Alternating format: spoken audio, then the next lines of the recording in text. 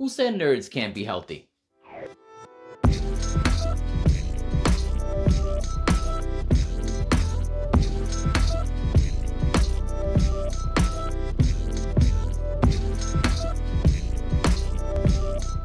Hey, what's up, nerd fam? This is your boy Gashan, and obviously, this is Enter the Nerd. But today, I want to talk to you about something a bit different, which is health.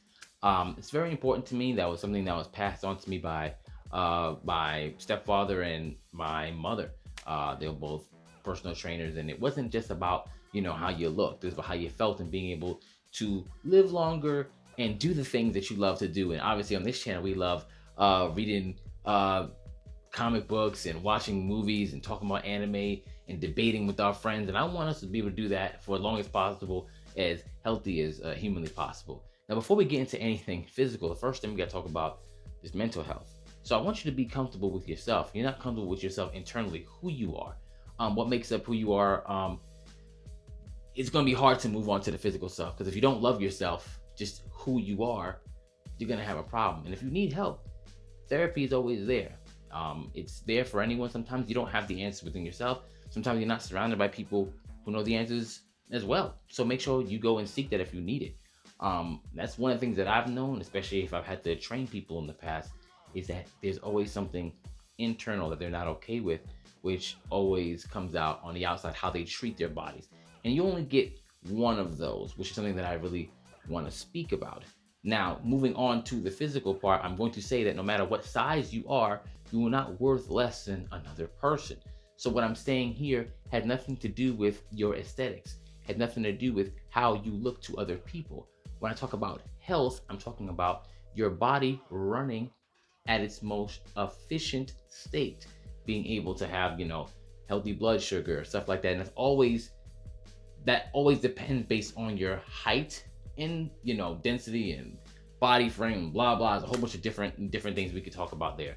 But it's like a range. Let's imagine there's not like one weight. For example, we can everybody always focuses on weight, so we can start there. Imagine if a person is like 5'8" and they have a healthy range between, let's just say, 180 and 160. That's like 20 pounds. The problem is people are either usually underweight, like under, or too much. And you want to get within that nice 20 pounds of range, right? I'm just saying, I'm just giving a hypothetical number here.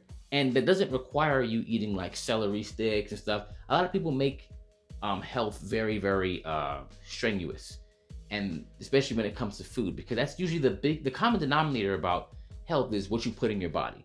And unfortunately, a lot of us just put a lot of trash in our body, too much. Now, I'm not saying that I don't enjoy a milkshake every now and then.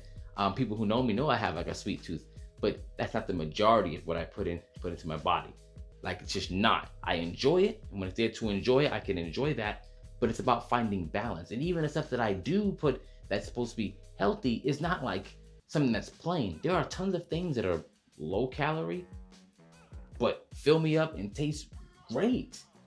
Like, you don't have to have bland food in order to have a good diet, which you don't have to listen to that from me. There's tons of YouTubers that you can look out there, and they'll give you tons of great recipes that would honestly work. That's not what I'm here to tell you. I'm just saying that the first step is just to find balance. A lot of people don't have a healthy relationship with food, which means either they're eating too little of it or too much of it. And a lot of people can't intuitively eat. Like, you hear a lot of people say, just eat what you feel. If you don't have a good relationship with food, you have lost the ability to be able to gauge how much it is. And sometimes seeing a therapist is good for that, which is why I started off with the mental part, because sometimes you have to figure out exactly what is it, like what is causing you to do these things, right?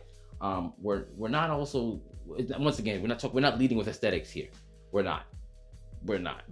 Beauty is in the eye of the beholder.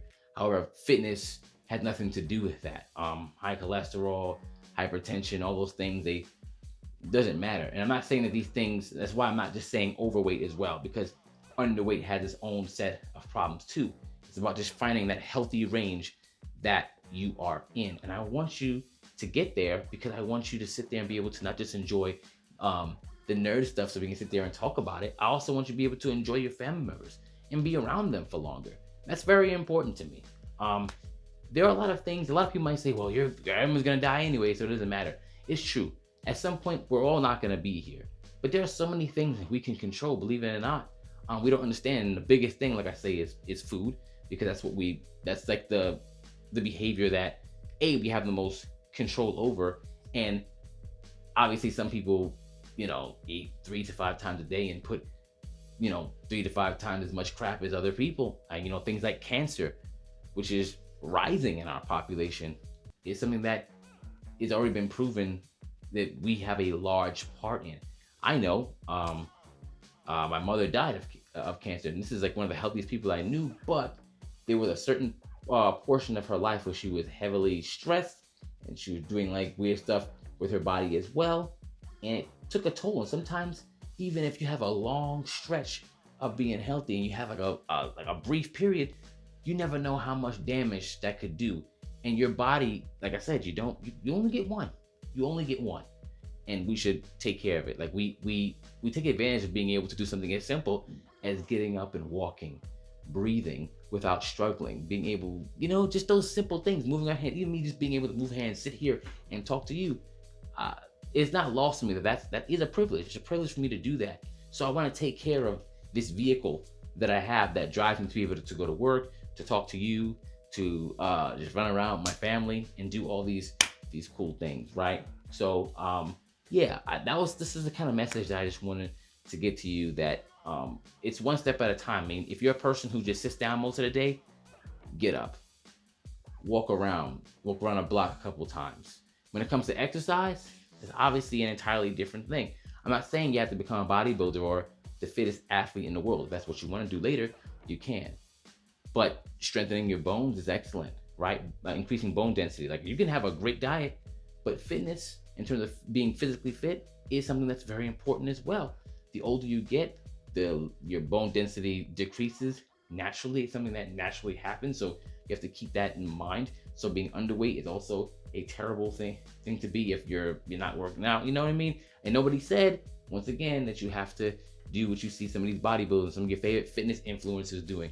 You don't have to do that. A lot of times you're getting paid to look like that, and some of them,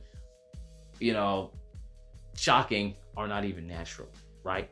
However, and that's okay. And that's okay. That's up to them. That's what they want to do. That's their lives. They could do that. I'm just saying, don't feel pressured to have to look a certain way. That's not what we're talking about. But I do want you to feel a certain way internally.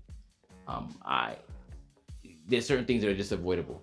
And if anything has told us right now, especially in the health crisis that we're around right now, is that some of these pre-existing conditions for what's happening can actually be controlled. And there are some things that are genetic, but even if it's something genetic that you have, you don't want to make the genetic predisposition that you might have worse by adding on unhealthy behaviors on top of it. So yeah, that's really why I just wanted to say to you, it's not about your self-worth. It's not about how you look. I just care about you being around with a high quality of life. And once again, that could be overweight, underweight, or maybe you look like everyone else. Like, you could look really, really muscular, but if you're sitting there eating McDonald's all day, not good. Still not good. You know what I mean? So yeah, let me know if this helped you. This is, this is not anything super detailed. I just wanted to just kind of introduce certain things that just health, and maybe get you used to me talking about this, because I do care about you, even if I don't know you. Okay? So, into the nerd.